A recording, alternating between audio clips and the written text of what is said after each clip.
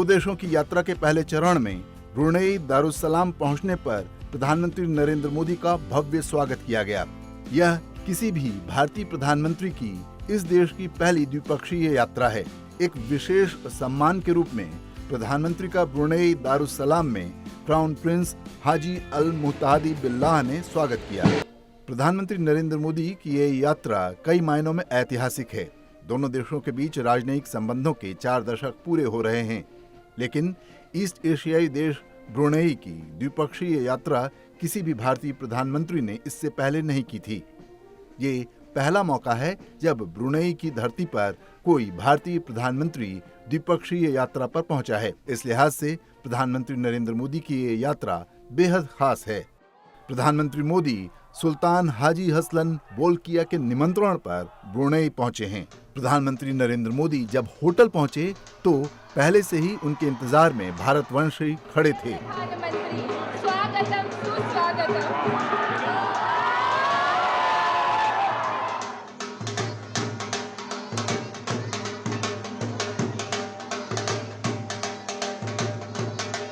लोगों ने जैसे ही प्रधानमंत्री को देखा तो माहौल पूरी तरह से मोदीमय हो गया।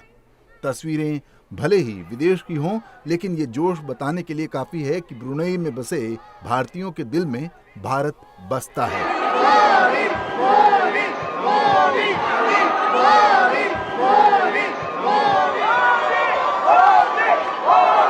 और जब दोनों देशों के 40 साल के राजनयिक संबंधों के पूरे होने के मौके पर कोई प्रधानमंत्री पहुंचे तो ये पल अपने आप में खास हो जाते हैं।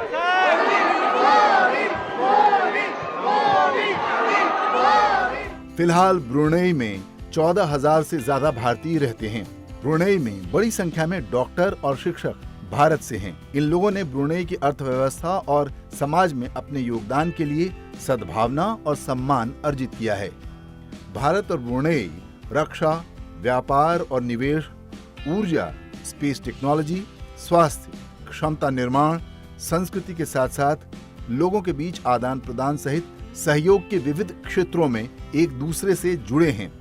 भारत ब्रुनेई से हाइड्रोकार्बन आयात कर रहा है और प्राकृतिक गैस की आपूर्ति बढ़ाने की कोशिश कर रहा है। भारत ने ब्रुनेई के हाइड्रोकार्बन क्षेत्र में $270 मिलियन का निवेश किया है।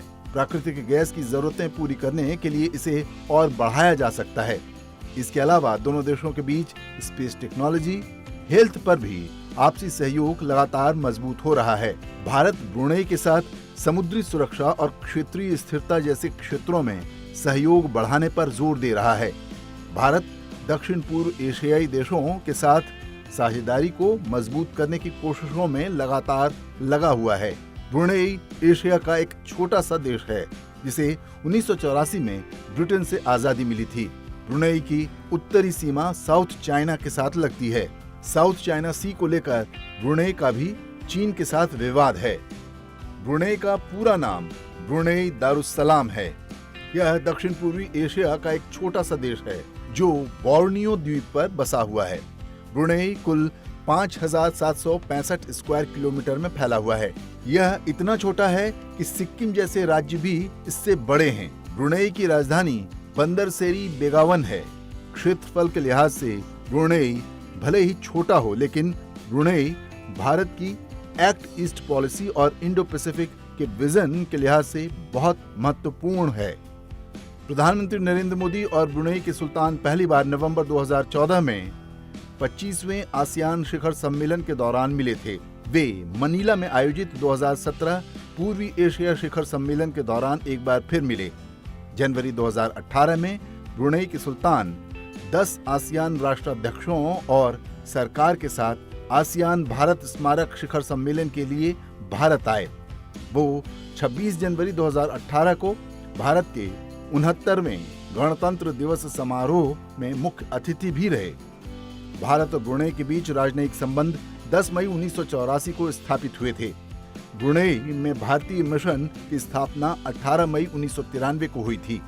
इससे पहले कुआलालंपुर में भारतीय मिशन को ब्रुनेई के संवर्ती के रूप में मान्यता मिली थी।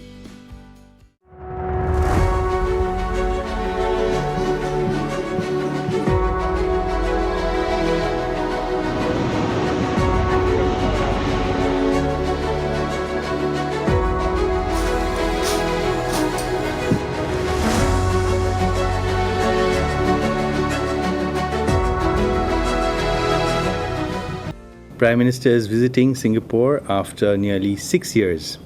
In fact, his last visit to Singapore was in his first term as Prime Minister, and an early visit during his third term is something that is particularly welcomed by the Singaporean side. And also this is at the time when a new leader in Singapore, in His Excellency Prime Minister Lawrence Wong, has just taken over, and this is an opportune time to set the stage for the next stage of our vibrant bilateral relationship.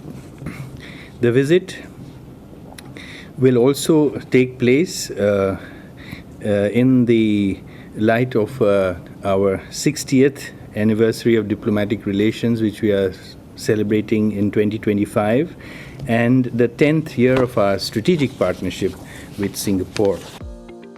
व्यापार और निवेश के दृष्टिकोण से प्रधानमंत्री की Singapore यात्रा काफी महत्वपूर्ण है। सिंगापुर आसियान में भारत का सबसे बड़ा व्यापारिक साझेदार है। From the point of trade and investment also, the Prime Minister's visit to Singapore is very significant. Singapore is India's largest trade partner in ASEAN, and it is a leading source of foreign direct investment. Singapore is India's 6th largest trade partner worldwide and the largest source of FDI during the last financial year. Investments have also been very large. Since 2000 till now, we have had cumulative FDI of about $160 billion US. There will be an interaction with business leaders during Prime Minister's visit, and this will be an important element of the visit as the CEOs will be listening to India's growth story firsthand from the Prime Minister and the opportunities that it presents for them.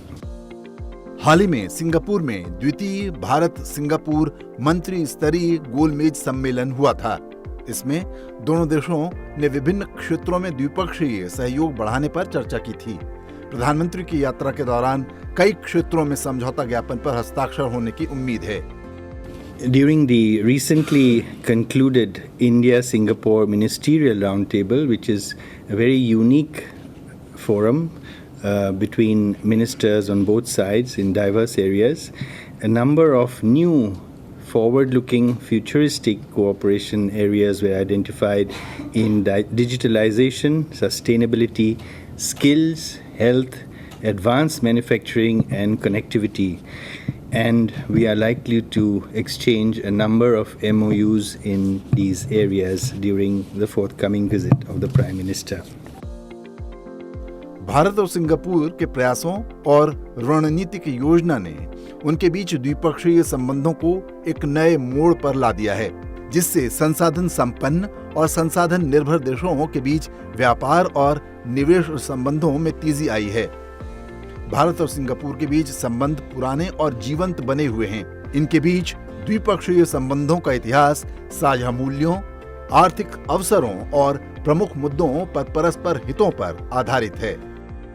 Our ties have evolved, and we have a dynamic strategic partnership encompassing diverse areas, from our shared history and people-to-people ties, which form an important link between us. Our trade and investment flows have shown a steady growth. We have robust defense cooperation and growing exchanges in culture and education. And we have identified new anchors of our partnership under the India-Singapore Ministerial.